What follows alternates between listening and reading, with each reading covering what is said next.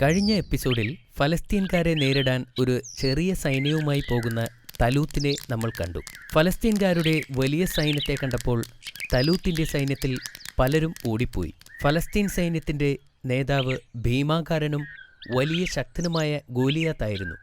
രണ്ട് സൈന്യവും പരസ്പരം മുഖാമുഖം വന്നപ്പോൾ തലൂത്തിന്റെ സൈന്യത്തിൽ നിന്നും ആരെങ്കിലും അവരുടെ സൈന്യത്തിൽ ഒരാളുമായി ഒറ്റയ്ക്ക് പോരാടാൻ ഗോലിയാത്ത് വെല്ലുവിളിച്ചു. സൈന്യങ്ങളെല്ലാം ഒരുമിച്ച് പോരാടുന്നതിന് പകരം ഒറ്റയ്ക്കൊറ്റയ്ക്ക് പോരാടുന്നത് ആ കാലത്തെ ഒരു രീതിയായിരുന്നു. നമ്മളുടെ ഭാഗത്തു നിന്നും ആരാണ് തയ്യാറായിട്ടുള്ളത്? തലൂത്ത് ചോദിച്ചു.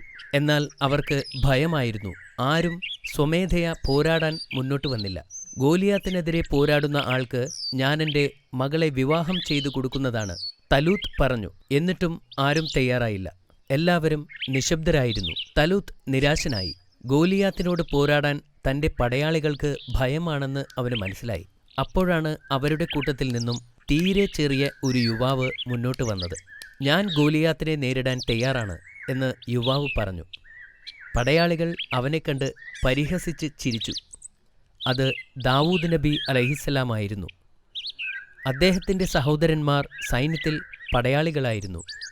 അദ്ദേഹം തൻ്റെ കുടുംബത്തിലെ ഏറ്റവും ഇളയ പുത്രനായിരുന്നു. യുദ്ധരംഗത്തെക്കുറിച്ചുള്ള വാർത്തകൾ അറിയിക്കാൻ പിതാവ് യുദ്ധരംഗത്തേക്ക് അയച്ചതായിരുന്നു അദ്ദേഹത്തെ. യുദ്ധത്തിൽ പങ്കെടുക്കരുതെന്ന് കർശന നിർദ്ദേശവുമുണ്ടായിരുന്നു അദ്ദേഹത്തിന്. ആ യുവാവിൻ്റെ ധൈര്യത്തിൽ തലൂത്തിന് സന്തോഷമായി. അദ്ദേഹം പറഞ്ഞു, നിങ്ങളുടെ ധൈര്യം കണ്ട് എനിക്ക് സന്തോഷമായി. പക്ഷേ ആ കരുത്തനായ പോരാളിയോട് യുദ്ധം ചെയ്യാൻ നിങ്ങൾക്കാകില്ല. ധീരന്മാർ മുന്നോട്ട് വരട്ടെ. എന്നാൽ ഗോലിയാത്തുമായി പോരാടാൻ അദ്ദേഹം നേരത്തെ തീരുമാനിച്ചിരുന്നു. അദ്ദേഹം രാജാവിനോട് വിളിച്ചു പറഞ്ഞു, എൻ്റെ പിതാവിൻ്റെ ഉറക്കത്തെ ശല്യം ചെയ്ത ഒരു സിംഹത്തെ ഇന്നലെ ഞാൻ കൊന്നു. അതിനു മുമ്പ് ഒരു കരടിയെയും ഞാൻ ഒറ്റയ്ക്ക് കൊന്നിട്ടുണ്ട്. ദയവ് ചെയ്ത് എൻ്റെ രൂപം കണ്ട് എന്നെ വിലയിരുത്തരുത്. ആ യുവാവിൻ്റെ ധീരത കണ്ട് തലൂത്ത് ആശ്ചര്യപ്പെട്ടു. അദ്ദേഹം പറഞ്ഞു, നിങ്ങൾ യുദ്ധം ചെയ്യാൻ തയ്യാറാണെങ്കിൽ അള്ളാഹു നിങ്ങളെ സംരക്ഷിക്കുകയും ശക്തി നൽകുകയും ചെയ്യട്ടെ. അദ്ദേഹത്തെ ഒരു പോരാളിയുടെ വസ്ത്രങ്ങൾ അണിയിക്കുവാനും ഒരു വാൾ കൊടുക്കുവാനും രാജാവ് തൻ്റെ ആളുകളോട് ആവശ്യപ്പെട്ടു. എന്നാൽ ദാവൂദ് നബി യുദ്ധവസ്ത്രം ധരിക്കാൻ വിസമ്മതിച്ചു. അദ്ദേഹത്തിന് അതിൽ താൽപ്പര്യമില്ലായിരുന്നു. അത് അദ്ദേഹത്തിൻ്റെ നീക്കങ്ങൾക്ക് തടസ്സമായിരുന്നു. പടയങ്കികൾ നീക്കം ചെയ്യാൻ ആവശ്യപ്പെട്ടപ്പോൾ ചുറ്റുമുണ്ടായിരുന്നവർ ആശ്ചര്യപ്പെട്ടു. കുറച്ച് കല്ലുകൾ ശേഖരിച്ച് അദ്ദേഹം തൻ്റെ സഞ്ചിയിൽ നിറച്ചു. എന്നിട്ട് തൻ്റെ കവണയ്ക്ക് തൊട്ടടുത്തായി തോളിൽ തൂക്കിയിട്ടു. തലൂത്ത് ഇപ്പോൾ വിഷമത്തിലാണ്.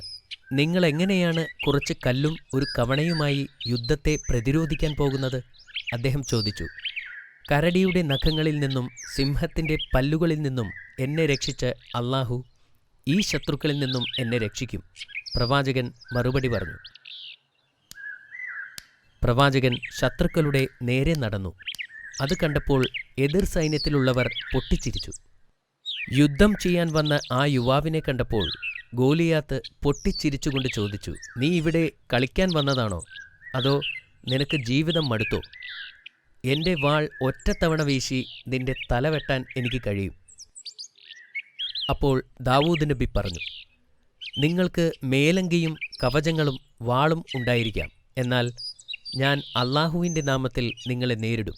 എൻ്റെ റബ്ബിൻ്റെ നിയമങ്ങളാണ് നിങ്ങൾ പരിഹസിക്കുന്നത്. ഇങ്ങനെ പറഞ്ഞുകൊണ്ട് അദ്ദേഹം തൻ്റെ കവണയിൽ ഒരു കല്ല് വച്ച് ഗോലിയാത്തിനെ ലക്ഷ്യം വച്ച് നിന്നു. അദ്ദേഹം തൊടുത്തുവിട്ട ആ കല്ല് ശരവേഗത്തിൽ ചെന്ന് ഗോലിയാത്തിൻ്റെ നെറ്റിയിൽ പതിച്ചു. ഗോലിയാത്തിൻ്റെ നെറ്റിയിൽ നിന്നും രക്തമൊഴുകി. തൻ്റെ വാൾ വീശാനുള്ള അവസരത്തിന് മുമ്പ് തന്നെ ആ ഭീമൻ നിലംപതിച്ചു. അവിടെ നടന്ന കാര്യങ്ങൾ കണ്ടപ്പോൾ ഫലസ്തീൻ സൈന്യം ഞെട്ടിപ്പോയി. അവരുടെ നേതാവ് കൊല്ലപ്പെട്ടിരിക്കുന്നു എന്ന സത്യം മനസ്സിലാക്കിയപ്പോൾ അവർ ജീവനും കൊണ്ട് ഓടിപ്പോയി. തലൂത്തിനും സൈന്യത്തിനും സംഭവിച്ചതൊന്നും വിശ്വസിക്കാൻ കഴിഞ്ഞില്ല. യുദ്ധത്തിൽ അവർ ജയിച്ചിരിക്കുന്നു. വർഷങ്ങളായുള്ള കഷ്ടപ്പാടിന് ഒരു അവസാനമായിരിക്കുന്നു. തലൂത്തിൻ്റെ ആളുകൾ അതിയായി സന്തോഷിക്കുകയും പ്രവാചകനെയും ചുമന്നുകൊണ്ട് സ്വന്തം രാജ്യത്തേക്ക് മടങ്ങിപ്പോവുകയും ചെയ്തു. ദാവൂദ് നബി ഒറ്റ രാത്രി കൊണ്ട് തന്നെ അവരുടെ നായകനായി. തലൂത്ത് വാക്ക് പാലിക്കുകയും തൻ്റെ മകളെ യുവയോദ്ധാവിന് വിവാഹം ചെയ്തു കൊടുക്കുകയും തൻ്റെ മുഖ്യ ഉപദേഷ്ടാക്കളിൽ ഒരാളായി ദാവൂദ് നബിയെ നിയമിക്കുകയും ചെയ്തു. പ്രവാചകൻ ഇസ്രായേലിൽ പ്രശസ്തനായി. എന്നാൽ പെട്ടെന്നുണ്ടായ പ്രശസ്തിയിൽ അദ്ദേഹം ഒട്ടും അഹങ്കരിച്ചിരുന്നില്ല. അദ്ദേഹം പ്രശസ്തിക്ക് അടിമപ്പെടാതെ അള്ളാഹുവിന് അടിമപ്പെട്ട് ജീവിച്ചു. അതുകൊണ്ടുതന്നെ തൻ്റെ വിജയം ആഘോഷിക്കാൻ അദ്ദേഹം ഒരു കൊട്ടാരത്തിലേക്കും പോയില്ല.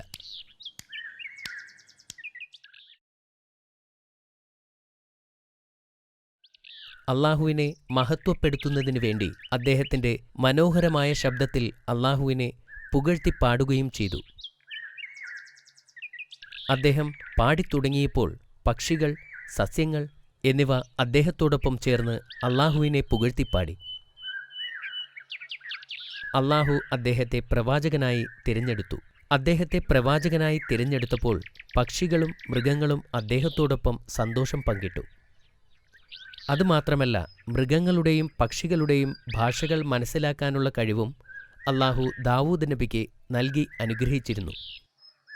പ്രവാചകന് ആ സമയത്ത് ഒന്നിടവിട്ട ദിവസങ്ങളിൽ നോമ്പെടുക്കുന്ന ശീലമുണ്ടായിരുന്നു. അദ്ദേഹം രാത്രിയുടെ ആദ്യ പകുതിയിൽ ഉറങ്ങുകയും പിന്നീട് കുറേ സമയത്തേക്ക് പ്രാർത്ഥിക്കുകയും അത് കഴിഞ്ഞ് വീണ്ടും പോയി കിടന്നുറങ്ങുകയും ചെയ്തിരുന്നു. അക്കാലത്ത് നിരവധി യുദ്ധങ്ങൾ നടന്നിട്ടുണ്ട്. ഇസ്രായേൽ ജനത്തിനു വേണ്ടി ഓരോ യുദ്ധവും ജയിക്കാൻ അദ്ദേഹത്തിന് കഴിഞ്ഞിട്ടുണ്ട്. ജനം അദ്ദേഹത്തെ അങ്ങേയറ്റം സ്തുതിക്കുകയും സ്നേഹിക്കുകയും ചെയ്തു. തലൂത്തിന് പ്രവാചകനോട് അസൂയ തോന്നിത്തുടങ്ങി. ജനങ്ങൾ അദ്ദേഹത്തേക്കാൾ കൂടുതൽ പ്രവാചകനെ സ്തുതിക്കുന്നതും സ്നേഹിക്കുന്നതും അദ്ദേഹത്തിന് ഇഷ്ടപ്പെട്ടില്ല. ഒരു ദിവസം രാജാവിന് തന്നോടുള്ള പെരുമാറ്റത്തിൽ എന്തോ പന്തികേടുള്ളതായി അദ്ദേഹത്തിന് തോന്നി. തൻ്റെ പിതാവിനെ വിഷമിപ്പിക്കുന്നതെന്താണെന്ന് അദ്ദേഹം ഭാര്യയോട് ചോദിച്ചു. അപ്പോൾ അദ്ദേഹത്തിൻ്റെ ഭാര്യ കരഞ്ഞുകൊണ്ട് പറഞ്ഞു, നിങ്ങളിൽ നിന്ന് ഒരു കാര്യവും മറച്ചുവെക്കാൻ എനിക്ക് കഴിയുകയില്ല. എൻ്റെ പിതാവിന് നിങ്ങളുടെ പ്രശസ്തിയിൽ അസൂയയാണ്. തനിക്ക് രാജ്യം നഷ്ടപ്പെടുമോയെന്ന് അദ്ദേഹം ഭയപ്പെടുന്നു. ഇത് കേട്ട് പ്രവാചകൻ ഞെട്ടിപ്പോയി. തലൂത്ത് എന്തോ ആസൂത്രണം ചെയ്യുന്നുണ്ടെന്നും പ്രവാചകനോട് സൂക്ഷിക്കണമെന്നും അദ്ദേഹത്തിൻ്റെ ഭാര്യ പറഞ്ഞു. അടുത്ത ദിവസം തലൂത്ത് പ്രവാചകനെ തൻ്റെ കൊട്ടാരത്തിലേക്ക് വിളിപ്പിച്ചു. അദ്ദേഹം പ്രവാചകനോട് പറഞ്ഞു, കനാൻ തങ്ങളുടെ സൈന്യത്തെ വിളിച്ചുകൂട്ടി നമുക്കെതിരെ പുറപ്പെട്ടിരിക്കുന്നു.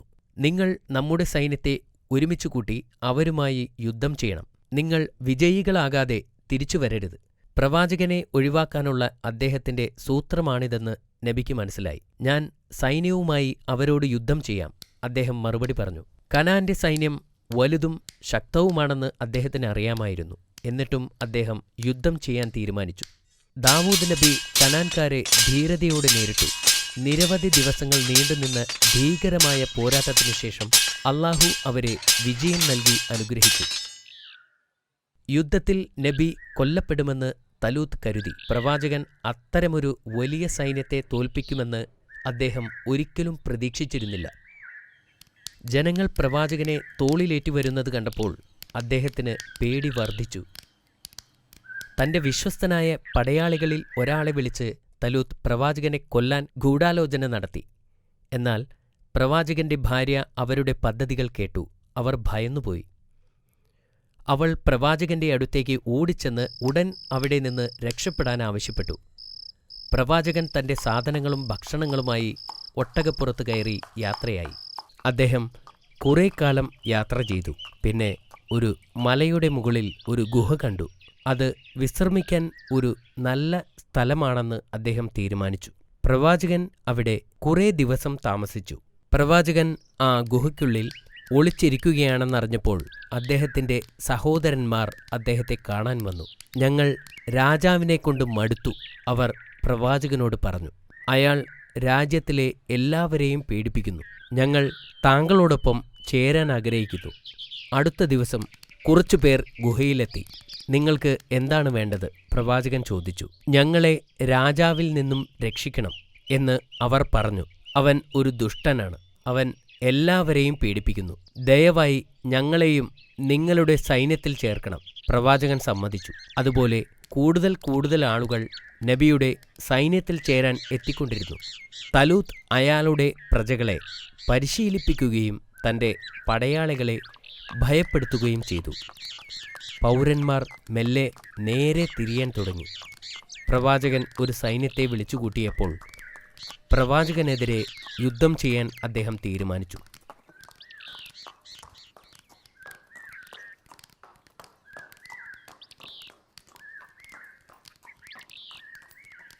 ദിവസങ്ങളോളമുള്ള യാത്രകൾ കാരണം രാജാവിൻ്റെ സൈന്യം ക്ഷീണിച്ചു. അവർ വളരെ ദൂരം സഞ്ചരിച്ചിരുന്നു. അതിനാൽ താഴ്വരയിൽ കുറച്ചു സമയം വിശ്രമിക്കാൻ അവർ തീരുമാനിച്ചു.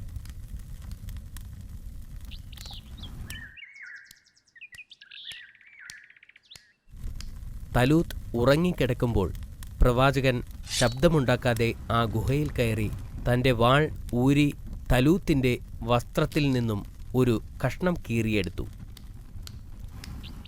എന്നിട്ട് അദ്ദേഹം പുറത്തുപോയി രാജാവിനെ ഉച്ചത്തിൽ വിളിച്ചു.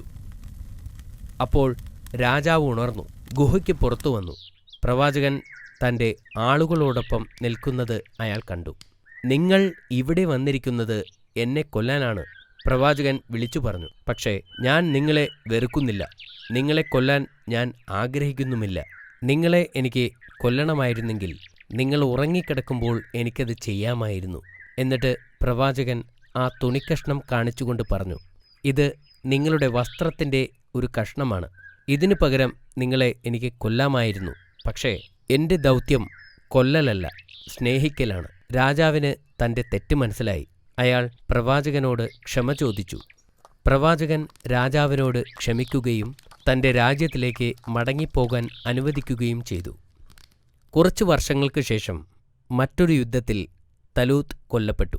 അപ്പോൾ ജനങ്ങൾക്ക് വേണ്ടി ദാവൂദ് നബി ചെയ്തിട്ടുള്ള കാര്യങ്ങൾ ജനങ്ങൾ ഓർക്കുകയും അദ്ദേഹത്തെ രാജാവായി തിരഞ്ഞെടുക്കുകയും ചെയ്തു. അല്ലാഹു അദ്ദേഹത്തിൻ്റെ രാജ്യത്തെ ശക്തവും വലുതുമാക്കി. ശത്രുക്കൾ അദ്ദേഹത്തെ ഭയപ്പെട്ടു. കുറച്ചു നാൾ കഴിഞ്ഞപ്പോൾ പ്രവാചകന് ഒരു പുത്രനുണ്ടായി. അവന് സുലൈമാൻ എന്ന് പേരിട്ടു. കുട്ടിക്കാലം മുതൽ വളരെ ബുദ്ധിമാനും സമർത്ഥനുമായിരുന്നു അവൻ. താഴെ പറയുന്ന സംഭവം നടന്നപ്പോൾ അദ്ദേഹത്തിന് 11 വയസ്സുണ്ടായിരുന്നു.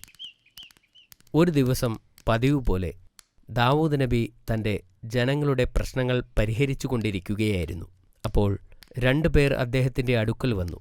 അതിലൊരാൾ ഒരു വയലിൻ്റെ ഉടമയായിരുന്നു. വയലിൻ്റെ ഉടമസ്ഥൻ കരഞ്ഞുകൊണ്ട് പറഞ്ഞു, കഴിഞ്ഞ രാത്രി ഇയാളുടെ ആടുകൾ എൻ്റെ വയലിലെത്തി. എൻ്റെ മുന്തിരി മുഴുവൻ തിന്നു. ഇപ്പോൾ ഒന്നും അവശേഷിക്കുന്നില്ല. എൻ്റെ നഷ്ടത്തിന് നഷ്ടപരിഹാരം നൽകാൻ അയാളോട് ആവശ്യപ്പെടുക. ഇത് ശരിയാണോ? പ്രവാചകൻ ആടുകളുടെ ഉടമയോട് ചോദിച്ചു. അതെ, അദ്ദേഹം മറുപടി പറഞ്ഞു. പ്രവാചകൻ അല്പനേരം ആലോചിച്ചു. എന്നിട്ട് അവൻ്റെ നഷ്ടത്തിനു പകരം നിന്റെ ആടുകളെ അയാൾക്ക് കൊടുക്കാൻ ഞാൻ തീരുമാനിച്ചിരിക്കുന്നു. പക്ഷേ ഈ ആടുകളാണ് എനിക്കെല്ലാം എന്ന് അയാൾ മറുപടി പറഞ്ഞു.